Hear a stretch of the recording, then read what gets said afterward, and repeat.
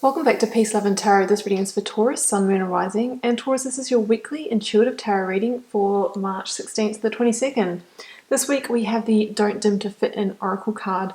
We have the Hanged Man, the Eight of Cups, the Death Energy, the Ace of Swords, the Star and the Three of Swords. So guys, yeah, we've got half the spread major arcana here, which are obviously the big themes of life.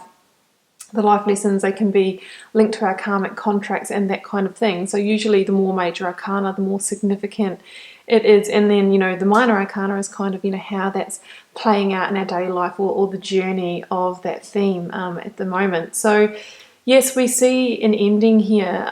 We've got an ending. We have a lot of healing energy, but we've also got an indicator that maybe, it's time to shift perspective and have acceptance of this ending, although it may have been painful for you because you are actually now moving towards, a brand new start, a new beginning, an insight, something that's going to lead to a greater sense of emotional fulfillment for you. So before we get into the tarot cards, I'm going to read out this oracle card here for you. Don't dim to fit in. Okay, so how are you dimming your light in order to fit in? Don't dim your light to accommodate someone else's smallness. We are all born to shine big and bright. The universe is expanding and you are part of the universe, so expanding is part of your nature. If someone makes you want to retract, notice and slowly back away. They are not for you and you are not for them. Better yet, find it within yourself to expand and shine your light anyway. Flowers don't open and close according to who is walking by. They open and show their beauty regardless. If others don't want to be around you or make you feel uncomfortable, it's because you are shining light on the fact that they are dimming to fit in. By choosing to shine bright, you may just inspire them to turn on their light too, or not. Keep your light on anyway. So some of you might have been in a situation that kept you small, that kept you dim, when you couldn't be yourself, you couldn't be that happy, positive person that you really wanted to be.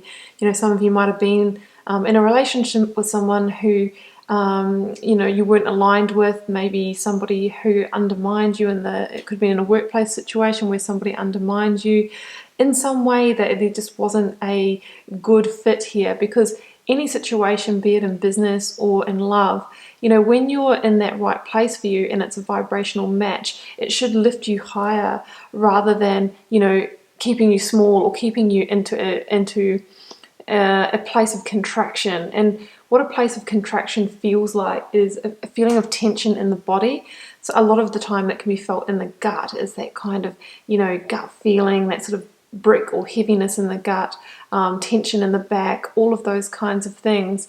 When we're in a situation that's right for us, we feel relaxed and happy and open and almost a little bit high, on that kind of vibrational energy. So I feel like some of you were in a situation like that wasn't an energetic match for you. And this is recent past, guys. I feel like a lot of you may have already gone through that ending or be on the threshold of that now, because we have the death energy. And, death comes into a spread when a cycle needs to end, a cycle or a situation, a pattern, a relationship, a job, whatever it is, it's really time to clear that slate. There's nothing more certain in life than that circle of death and rebirth. And in order to get to the rebirth, the new beginning, to rise like that phoenix, to get that transformation, then something needs to fall away, because everything holds energetic space in our lives, and when we release something that's not serving us, we create space for something that really does to come in. So that's the death energy. Now, we need to welcome this in and know when it's time to let go. Otherwise, that's when we can get stagnant in a situation, become stuck, sort of get, take a sideways step on our life path when we might be in a period of time when we feel like nothing's happening for us. That can be because we've sort of fallen out of flow of life, because we're not sort of moving with the natural cycles that is death. And the promise is that there's always a new beginning for every ending.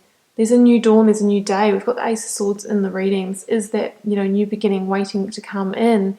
The phoenix rises from the ashes and rises as something, beautiful, reborn, and totally transformed. So when I see the death energy, I actually get quite excited, because for every death is a rebirth, and that is where we grow and develop and evolve into something far greater. Yeah, and look, it's not without its hurts.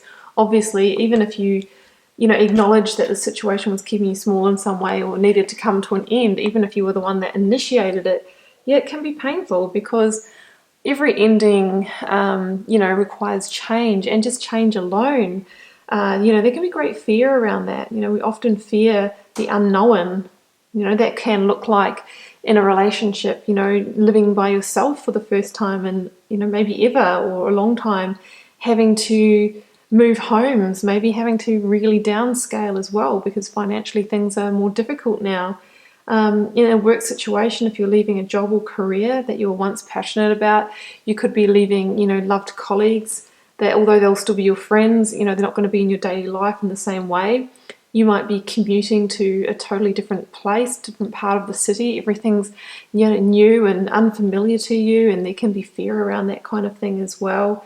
So, yeah, I mean, we've got the Three of Swords here. It can be the deep hurts, the pain, the despair, the sadness, the sorrow, you know, the sadness over the expectation that you had that maybe the situation was a forever thing. But, you know, healing is really the start of the transformation process as well. And once even if you are going through a period of time after this ending where you've got lots of tears and you're purging and maybe even anger, lots of different emotions, we have to acknowledge that that's actually the start of the healing process, right? It can feel really tumultuous, but, you know, once you've actually like really cracked open that heart and exposed it to these elements, it can start to heal. And when it heals twice as strong. And this is a number 3 here, the Three of Swords. So it says that this is the start of, you know, that space that we're talking about to create new manifestations, because 3 is the number of creation. And what I love about this combination here is we have the pain, but we have the healing energy of the star. And the star actually follows the tower in the major arcana.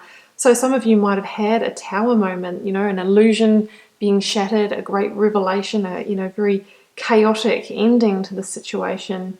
And it also flows on nicely from the Death card as well, because it is again, the recalibration, the renewal, the rebirth, you know, coming out of that rubble as this, you know, vulnerable, naked creature here who's sort of feeling their way back into life again. That's the star energy. You know, the star is also about having hope, having faith, and trusting that there is this new beginning on the horizon for you, even though you might feel, you know, really engulfed by the pain right now. The star talks about coming back into energetic balance with these 7 white stars, saying, you know, some people say that they indicate the chakra system in the body. So great time to bring yourself back into energetic balance, out of fight or flight, into rest and digest. There's lots of ways you can do that. Energy healing, if that's available and affordable to you, different kinds of body work, just some really good sleeps, walks in nature, nurturing yourself with good food, you know, getting a meditation or yoga nidra off YouTube and, you know, lying on your bed and listening to that, all those sorts of things are the things that I like to do anyway. But, you know, with the star card, we see this person who has one foot in the emotional waters of life, because in tarot, you know, water represents our emotions, but also one foot firmly grounded on the earth. So I feel that you will be able to go about your daily business and responsibilities and childcare and work and all of that sort of thing while you're dealing with the situation. I feel like it's softer than a tower moment, or that you've already been through the worst of it if it was a tower moment for you. But the star is about, you know, rebalancing, coming into a place of healing. And yes, you might feel vulnerable and exposed like this person here, because you might have been quite stripped bare. You know, even if we lose a job or a relationship, it's amazing how much of our identity is tied up with that. And just through taking away that construct, how we can kind of feel like, well, who am I without this thing that defined me so much? And you can really feel, you know, a little bit of an identity crisis as well. But, you know, just know that that's because, you know, you've taken away something that wasn't your identity really anyway, because these are just, you know, they're just really things that we create for ourselves. It's not who you are truly at a soul level anyway. This is time for you to reconnect with your higher self and explore that. And, you know, they say make a wish on a star as well. This is time to manifest what you truly want moving forward. We've got the Ace of Swords here, so we have new beginning energy. So dream big about your next chapter. And with the Hanged Man here, This is time to shift your perspective, to see things from a different viewpoint. I think you'll get to a point where you can really see in hindsight why the situation needed to come to an end. I think you might be seeing things differently. You're starting to gain all the information, the insight, the enlightenment to see, the big picture of, where all the pieces fit. Join the dots and see where this is now leading you. They also talk about dying the death of the hanged man, which is what you might be experiencing this week, and that feels like going through that traditional grief process from, anger to denial and bartering, depression, sadness, until we finally reach a place of acceptance. So acceptance is the key to releasing and surrendering to this ending, and then being able to rebuild and move forward. And just reaching that point alone can be that light bulb moment that really puts things into perspective for you and allows you to see where you're now headed, which is somewhere pretty good. I love seeing new beginning energy in a reading with an ending, and that's exactly what we have here. Yeah, look, that Eight of Cups for me is that realization that I think when you get to this point after that kind of aha moment that the Hanged Man brings us, is that you're realizing that you didn't have the ultimate emotional fulfillment that you were looking for in that situation. This person has 8 cups, which isn't bad, but there is a fundamental hole in this. There is a piece missing, because there's still, a 9 of cups to get, a 10 of cups to get. And I think you're desiring the full picture. You're desiring, your best life, not something that falls just that little bit short of it. You're now, you've turned your back on the situation. You're going in search of that final cup that's going to fulfill you on an emotional level. Joy, love, harmony. And I think if you're really honest with yourself on an intuitive level, the moon being our intuitions, you probably knew that all along. But of course, if we've already got, a certain amount of fulfillment in the situation, we're either thinking, oh, well, the rest of it will fall into place, it'll grow and evolve. Or, maybe this is just as good as it gets, but it's not. And you're on search now of that missing piece. I think if you knew that you could never complete the picture with that workplace, that job, that relationship, that friendship, whatever it is for you. And what you're walking towards, Taurus, is this brand new beginning coming out of, could come out of nowhere actually. On the hand of the divine, these ace beginnings are gifted from the universe. Now, the Ace of Swords in particular can be a breakthrough mentally.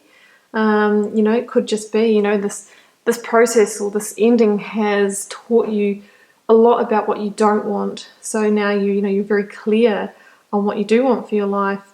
It can be a new idea as well. It strongly stands for victory, power, recrowning yourself in your power as well, coming back in alignment with yourself. But it can just be a new beginning. It could be that new job opportunity. It could be, a new beginning in love.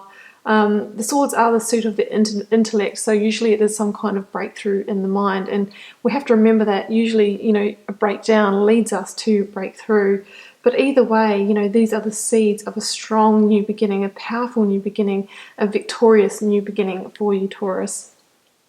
So it's an exciting reading. I'm going to leave it there, and I do wish you all the best with it this week.